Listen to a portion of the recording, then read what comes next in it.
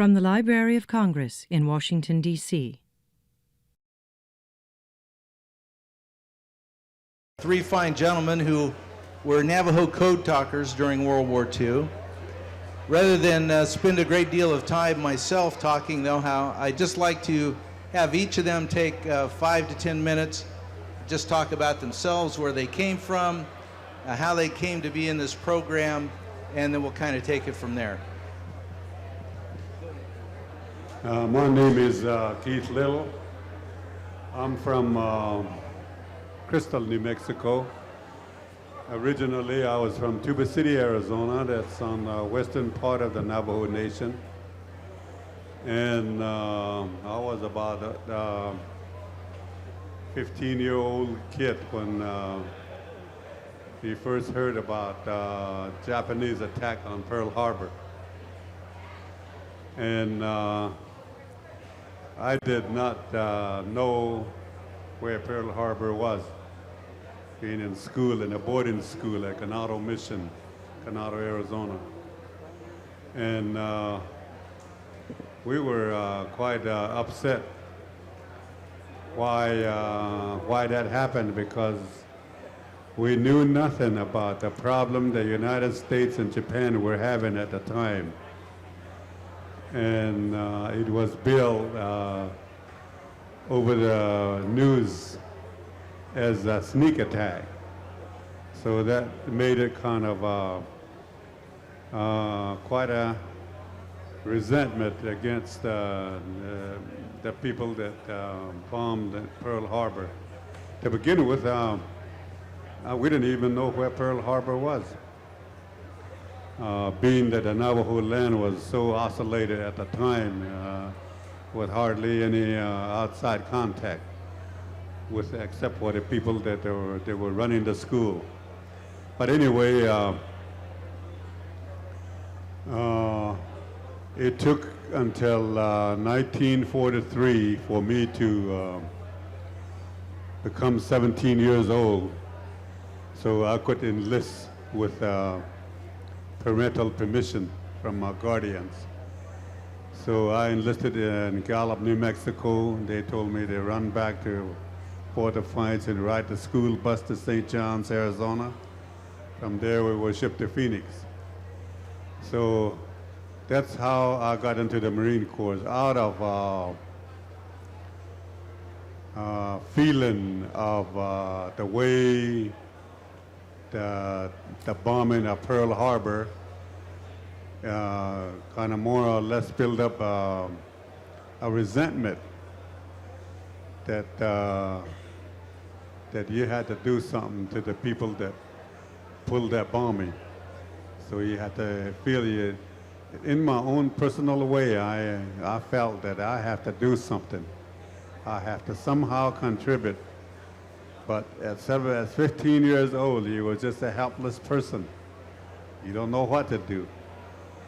Everybody else is, all your buddies and friends were leaving and going into the service. And yeah, to make things a little more unknown was the fact that I didn't even know anything about the United States Marine Corps even existed at the time too. But during the summer of 1944, there was a surge of Navajos enlisted into the Marine Corps. And some of my friends went and were in boot camp when they wrote a letter to me saying that they were in the United States Marine Corps. So that kind of swayed my mind that I shall also enlist into the Marine Corps, since there was a way of retaliation for me against the people that pulled the attack on Pearl Harbor. So that's how I got into the Marine Corps. That was my my own decision for resentment against the Japanese people for pulling something like that. So in May 1943, I got to boot camp in San Diego, and during the course of my training, the DIs, the drill instructors, asked if I happened to be American Indian. So I told him yes, and then he went further and asked me if I was a Navajo. So I told him that I'm a Navajo, and in return he says, I hear that the United States Marine Corps need Navajos real bad because they make good scouts. So that is how they channeled me to Navajo Communications School at Camp Pendleton. I went through and qualified, got into the 4th Marine Division in December 1943, and shipped over in January 1944, and saw my first battle at Roi-Namur Island in Marshall Islands. My second battle was at Saipan, and then my third battle was at Tinian in the Marianas. And my fourth battle and the last one was Iwo Jima in the volcanoes. So that's how I got into the Marine Corps. And our convalescent camp was at Maui Island in Hawaii, Camp Maui. That's where we were when the war was over. And that took a lot of burden, mental burden off our mind, because there's always uncertainties about going to the homeland of the Japanese people, and we knew that we were going to have a tough going with them. So that was the size of my participation in World War II with the United States Marine Corps, and also as a Navajo Code Talker.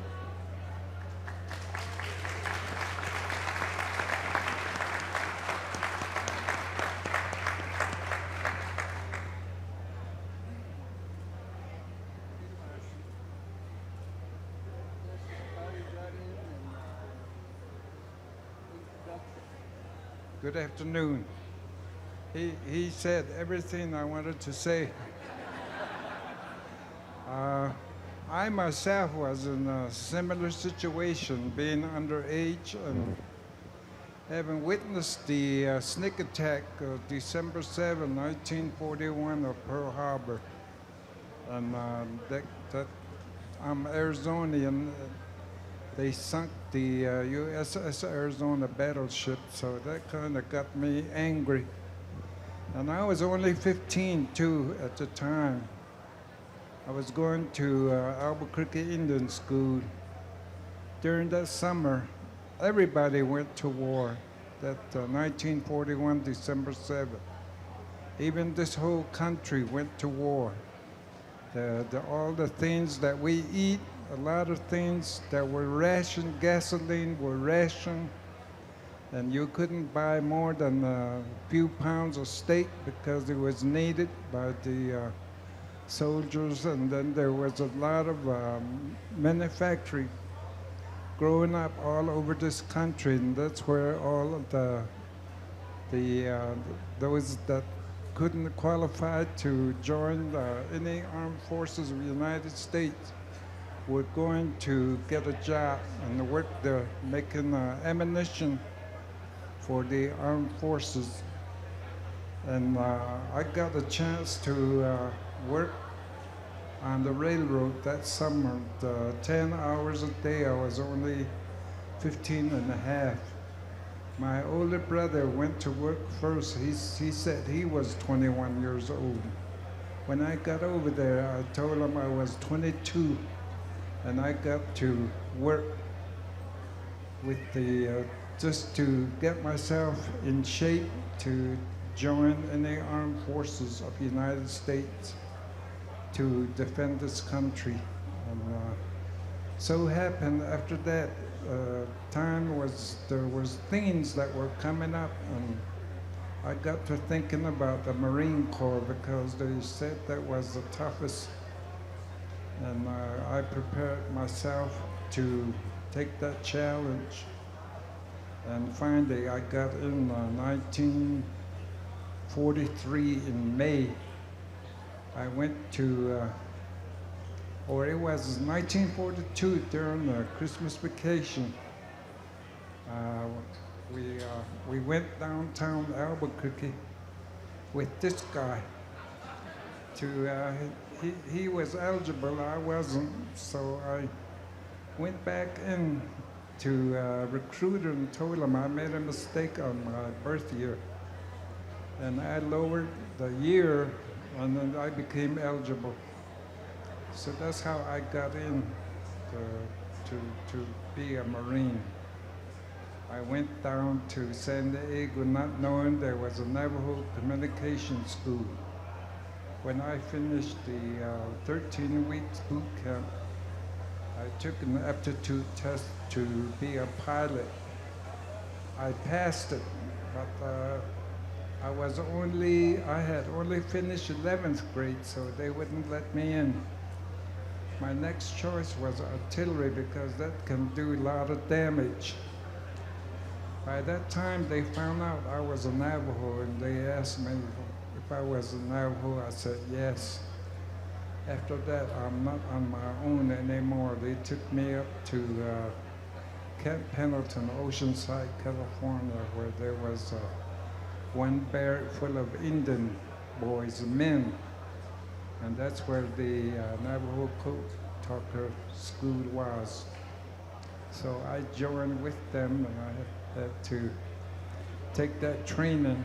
Not only the Navajo Code, but we took the other course to be a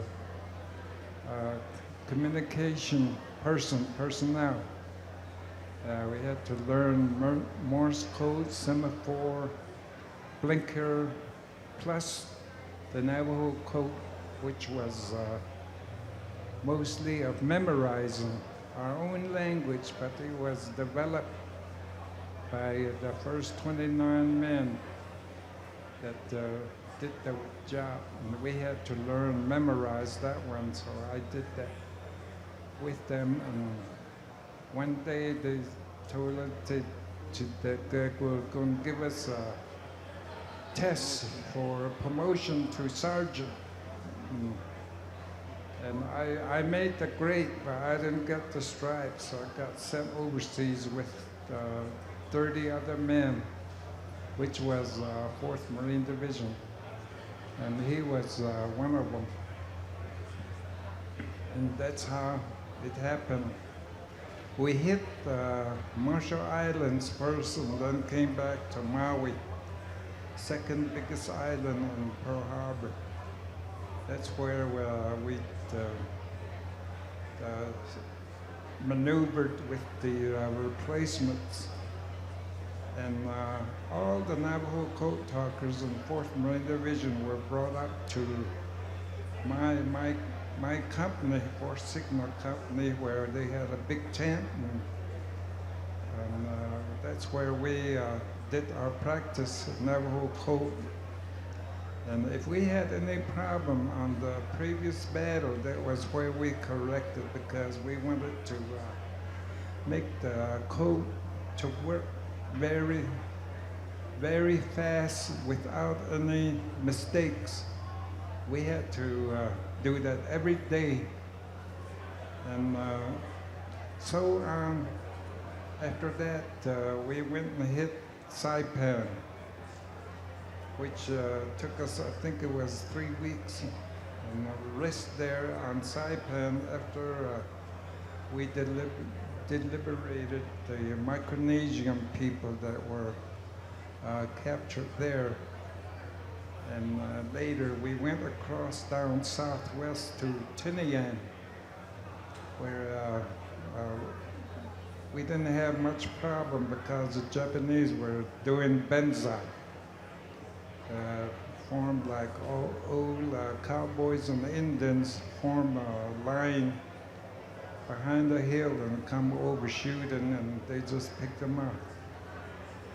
And there we also got to have a little fiesta of our own. There was some goats there, and we butchered the goat and had a cookout. At first, the Navajos were eating the mutton by themselves. Later, I saw some white boys eating mutton. So we had a good time there, and then later came back to Maui. During the recuperation at Maui, they flew me and my assistant to Pearl Harbor.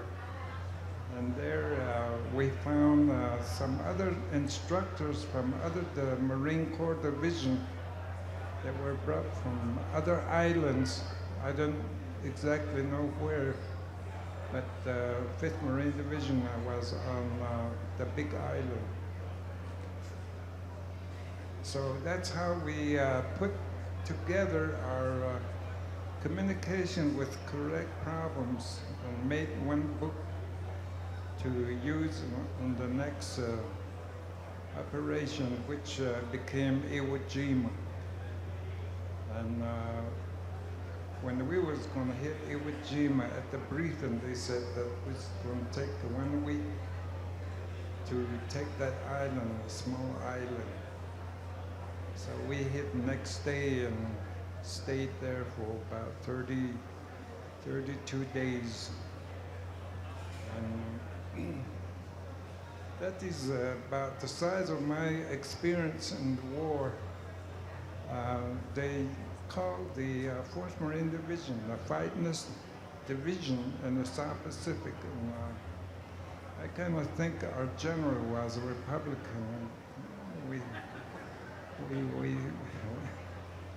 We fought too many times in the short period. I served 2 years, 9 months in Marine Corps. Except one of them that came out with high numbers. I rolled up a lot of numbers to be eligible to get discharged. And we did this, I did this when I was not even a citizen of the United States. And also there was a treaty back in 1865 that was signed by our Navajo leaders that in order to get released from Fort Sumner compound by the government that we never bear arms again. So they were released on that condition, but during this World War II, it affected some of the men that wanted to join any armed forces of the United States on account of that resolution. But the Navajo Tribal Council immediately acted on this, wrote a resolution to the Congress for them to approve it. And after that, it was free for us to join any armed forces of the United States. And that is about it. Another thing that we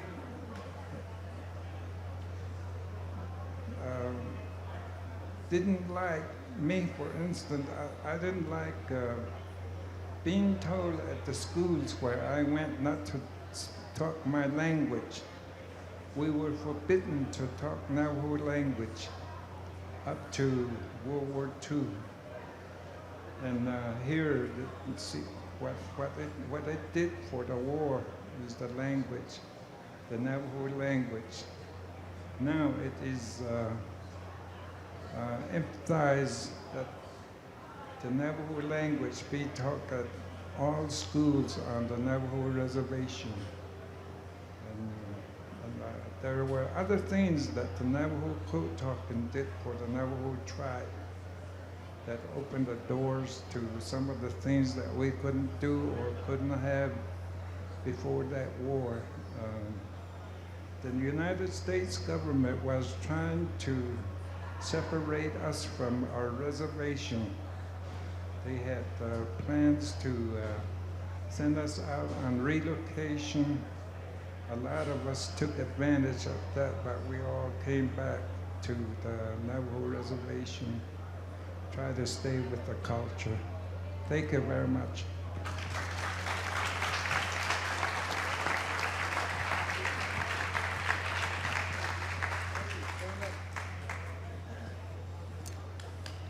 Yate Everybody say, you out there? You just broke the code. Buenos tardes. Aloha. Konnichiwa. Finally, good afternoon. My name is Sam Billison. I went to school in Albuquerque Indian School, and I enlisted in 1943 when I was in high school senior, based on the idea that there used to be captions in newspapers and radio that the few that braved the Marines, and I really wanted to be one of those. To make it worse, John Wayne was making some pictures of the Marines. So I enlisted, and the recruiter said, go get your diploma, finish your high school, and we'll come and get you. So they did. Graduation day, they were sitting over there on the side waiting for me. So when I guess they already saw the principal, and when I came across the stage, they pronounced my name, Sam Bilson, Private United States Marine Corps. Man, I threw out my flat chest and cross. I was real proud. Went to Santa Fe, took my physical. They took me to San Diego, and I went to boot camp, which is basic training. After boot camp, they found out I was a Navajo, that I could speak Navajo, understand Navajo. So they told me, we have a program for you. There were two of us in that platoon. So, and then there was this other guy, and they asked him, how about you, Chief? And he says, me too. So both of us, they told us, throw your seat back in that Jeep, we'll take you to the ocean side. And I thought, gee, what are they going to do with us at the ocean side? I didn't know there was the name of a town. They took us there, and there was a big, brand new camp, Camp Pendleton. And they drove up there, and there was a big barracks, and all the Navajos were studying outside. I guess they were studying code. And I thought, gee, look at all those Navajos. I just came from Navajo Reservation. I don't want to be with them. I want to be with the Marines. So I stopped there. We stopped there, registered, and started studying that code. Got real interesting. And the language was coded where nobody could understand it. The concept came from World War I, where the Army used the Choctaws and the Comanches to translate messages in their own language. It wasn't coded, so any of their tribe could understand what they were saying. Contrary to that, the Navajos, it was coded, nobody understood. Not the Marines, not the Baptist Church, not even the Navajos. They haven't even broken the code yet. And the first 29 Navajo Marines are the ones that developed this code. Most of those first 29, they were sheep herders. We were all sheep herders before we got into the war, because that was the economic system out in Navajo Reservation. We used the sheep for food, clothing, Navajo rugs, and all those things. And so who would think that a bunch of sheep herders, these 29 Marines, Navajos, youngsters, some of them were 16, 17, 18, they all lied about their age so they can get in the Marine Corps. In some cases, their parents have to sign for them. So who would think these Navajos, they weren't intelligent, they weren't researchers, they weren't writers, but who would think a bunch of sheep herders would come up with a code that nobody ever broke that code. And I guess nobody ever will.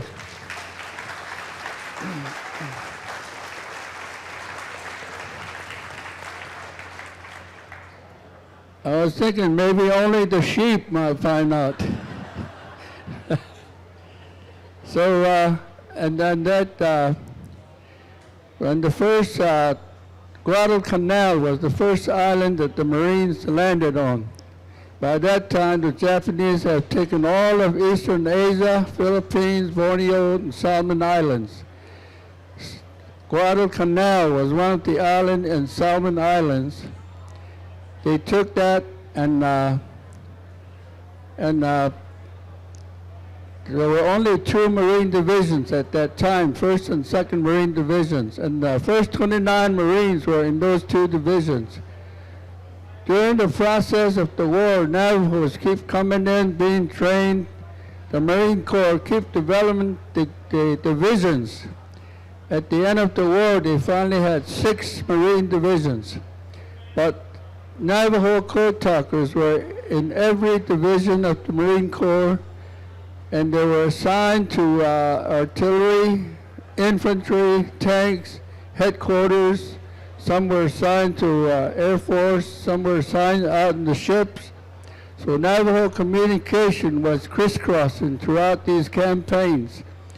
And it got so significant, so true, so fast, that during the Iwo Jima, the main communication was Navajo Code.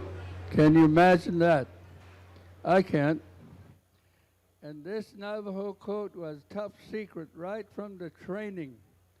If you study Navajo Code today, you don't take anything out that door. You don't take notes. There's no written lessons. Everything that they say, you put it in your head. And it was top secret at the training, top secret during the war, top secret 20 years after the war. It was still top secret. And we never knew the magnitude that we contributed to the war until 20 years after the war. People start calling us, hey, you're a Navajo Code Talker. Come here, we want to honor you.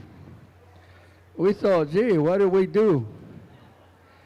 So, but you know that during the war, we were all private first class. Private first class throughout the war. The day we were being discharged, they gave us another stripe. So we were discharged as corporals, United States Marine Corps. That stripe came without the money, just the stripe. You know, the Indians are always the bottom of the totem pole. That's where we were. So this is very a summary of what happened, and just one item that I want to, the first thing that the first 29 did was the officer put them in a room, he locked the door, and they said, okay, boys, come out with a coat. They didn't even know what coat meant. Said, use the language, come out with a coat. They talked, and they finally said, we need an alphabet. So they started the alphabet. Navajo is not a written language. We use what we call a phonetic alphabet, using the American alphabet, numerical system and the alphabet. So they came up with an alphabet. Each letter had about 3 different meanings. For instance, letter A, there was 3 things, Wulachi, Bilasana, and Sennish. You know what that is, right? Right. Wulachi is red ant. Bilasana is apple. Sennish is X. The reason why they did that, if a word has 2 A's, you can't continue to say Wulachi, Wulachi. Japanese can break that code. They're very intelligent, very good at breaking their code. Soon after the war started, they were breaking the American code. This is why they put the Navajo language in there. So, and on Guadalcanal, they had problem with this code. When the Marines heard it over the radio, they said, hey, the Japanese have taken over our communication. And here was the Navajo Code trying to translate messages. And the general didn't like the idea, so the complaint kept coming in. So the general said, well, let's test these Indians. He didn't say Navajo, he kept saying Indians. So they wrote a small message. The American code, when it's sent over, when it's received, it's still in code. So it goes to a place where it deciphers the code, goes to another officer. He checks to see if it's today's code, because the American code changed every day. Then goes to another officer to see if it's the right message. Goes to another officer to see if it's coming from the right place to the right place. Almost 2 hours that message got to the general. So he says, let's try the Indians. So we send a message, the same message. When we send a message, as it's coming over, it's being decoded. When the receiver receives it, it's in English. So he hands it to the general. 2.5 minutes against the American code, which is almost 2 hours. So he said, let's try another one. They tried again. The same thing happened. The American code, almost 2 hours. The Navajo code, 2.5 minutes. So the general says, well, he says, let's keep those damn Indians. Thank you very much.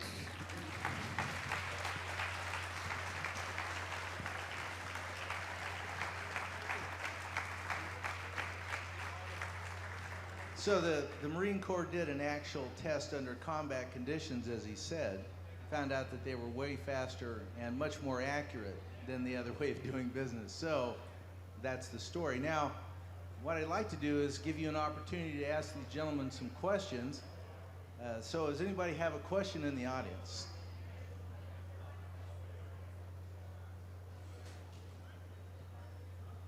If the gentleman would honor us, I was wondering if one of the gentlemen could say to another gentleman, there are tanks over the hill. We need air support.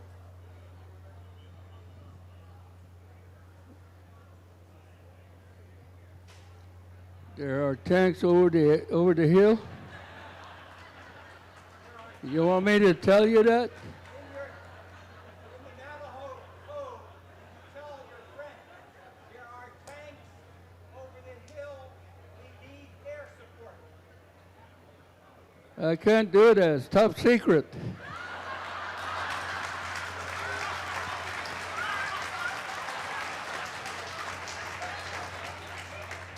Well, the closest you can say is check the guy.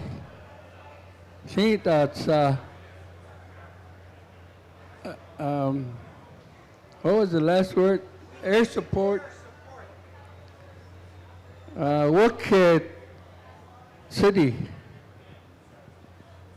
That's the message. You get it?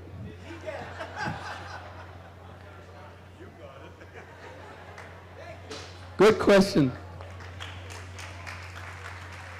What you should do is write it down. You know, somebody write it down. You use the word over the hill. And when you say hill, you say horse sick. Written down in English, it'll be like that. Over here, we say horse sick.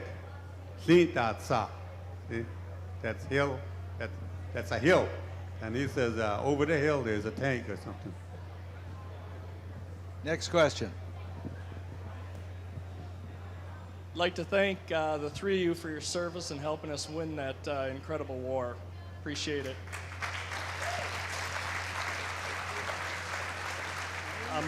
My question stems from the movie that you probably saw a couple years ago that came out. It was called Wind Talkers.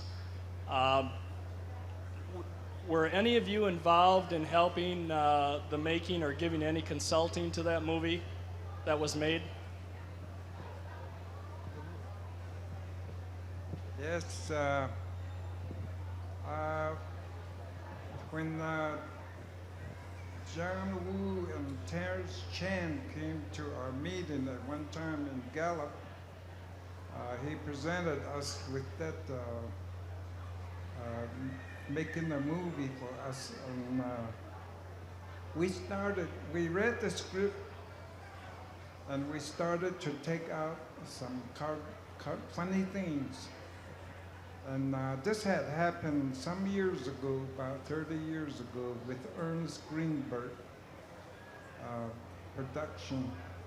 They brought us a script, and then we did that. We went ahead and took out all the things, the funny parts that would sell the movie. So this time I knew about it, and I plead with the association to go ahead and pass it so we can have it made and use the money for us.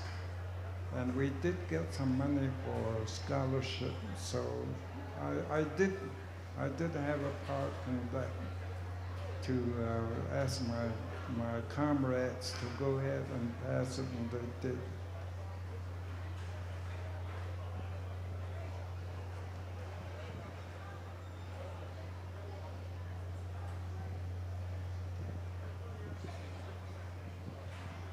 Was consideration ever given to expand the role of the Code Talkers to the European theater, a la the U.S. Army? Because I recognize that in some battles in the Pacific, U.S. Army troops were involved. I could very well answer that, but I can't hear what you say. My hearing is not good.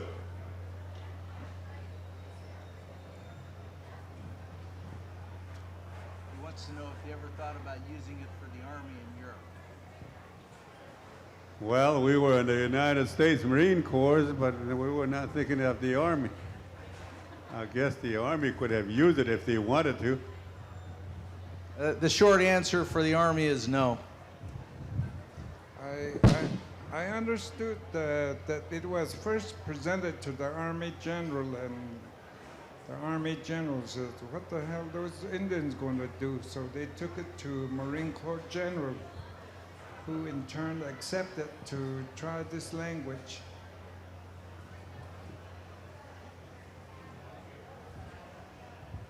Excuse me, even though in my accent I'm interested to know, reading the book about you, then you had problem with American soldier in front line. They were thinking that you are Japanese dressed in American uniform. My question is, did anybody of you was captured by Japanese? Do they detected your language?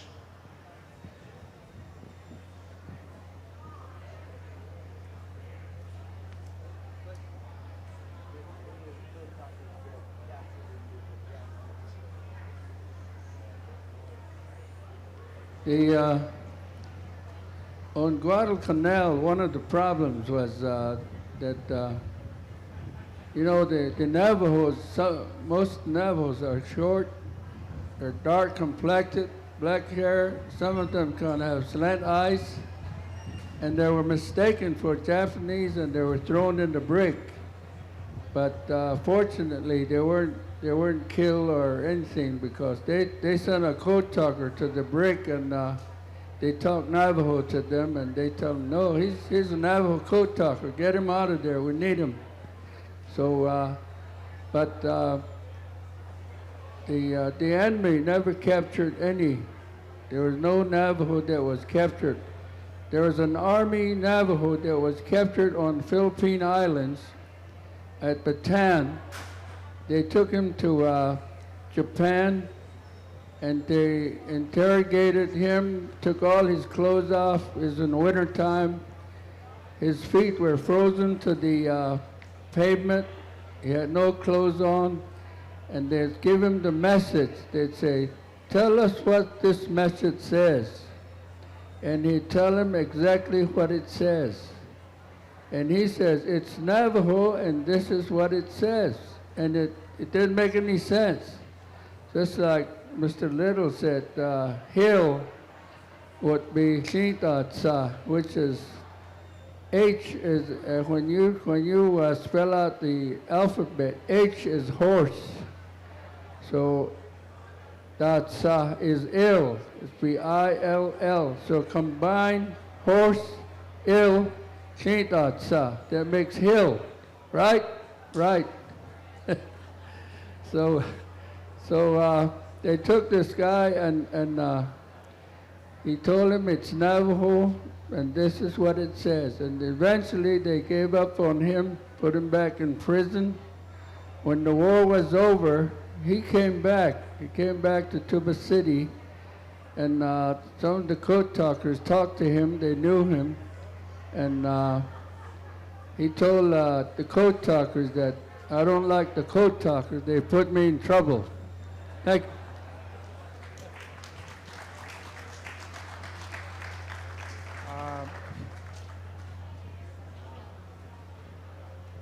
Hello. I had an older brother that was in the Army Air Force, and he got shot down.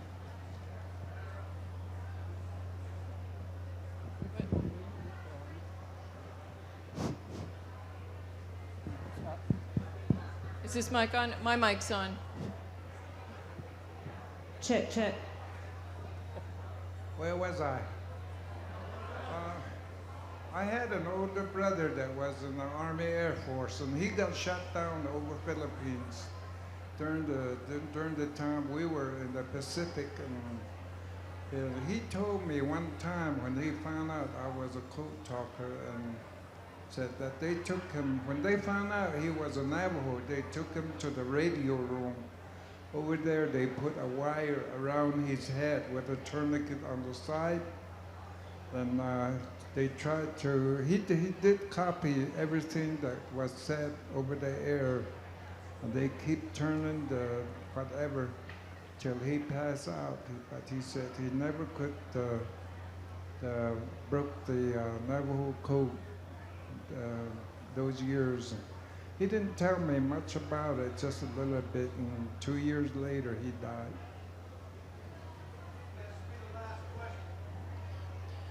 I'm wondering if the code talkers could tell us of the moments of which they were most proud during their service.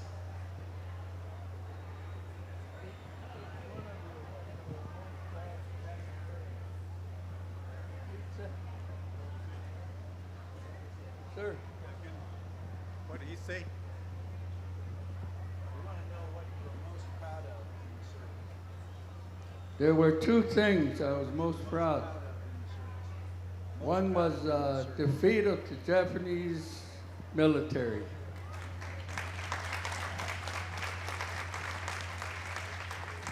We took Iwo Jima, and I wanted them to give it to the Indians, but they gave it back to Japan. The second most important thing that I really enjoyed was the GI Bill. The Marines gave me 3 years and 10 months of GI Bill that I can use to go to school. And I used every bit of it. If I didn't have that GI Bill, I'd still be herding sheep. Thank you.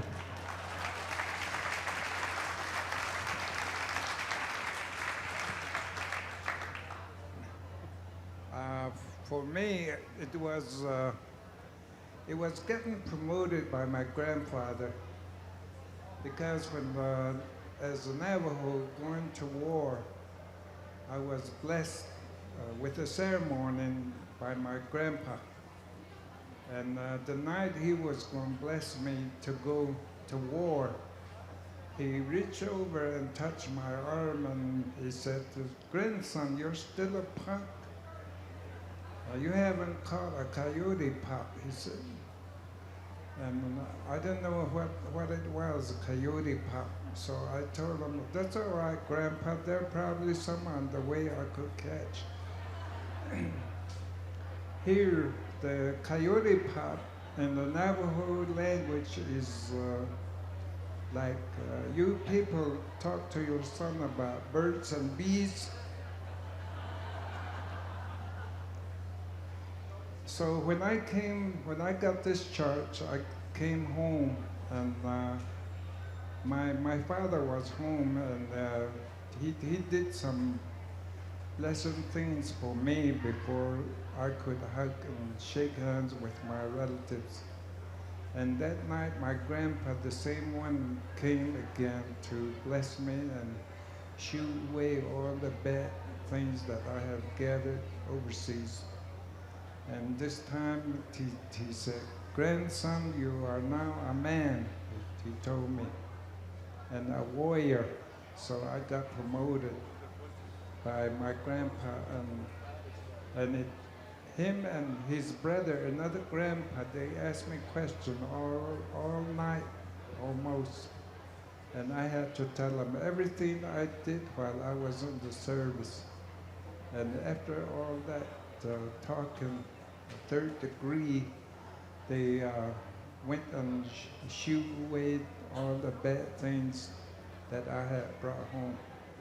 And that was, I was very proud of that. Thank you. About the question, what was you the most proudest of? I suppose I didn't have any, but I think that the Navajo Code, as it was developed or devised in a way that even our own people did not understand. So applying it in battle is something that kind of makes you feel like that you're doing something for your country anyway. You know, that's, we are tied to the land. They say that we were created in southwestern United States. A land selected by the holy people. So our spiritual and cultural ties are to that land.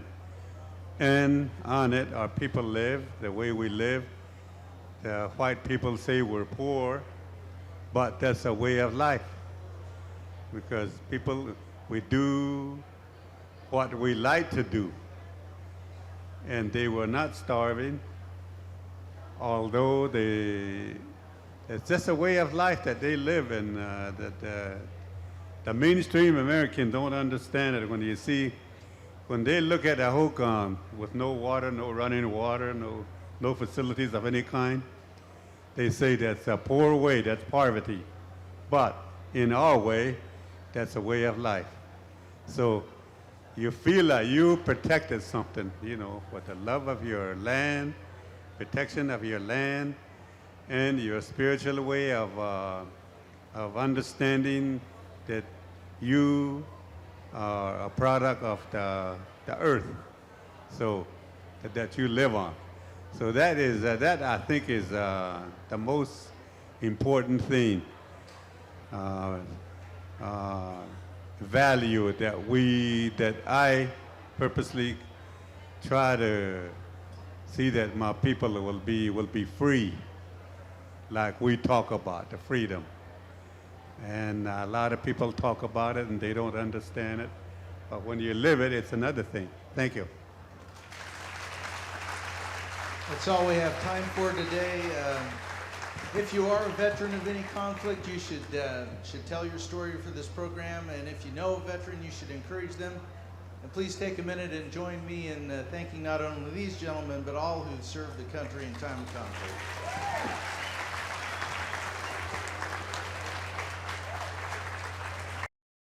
This has been a presentation of the Library of Congress. Visit us at loc.gov.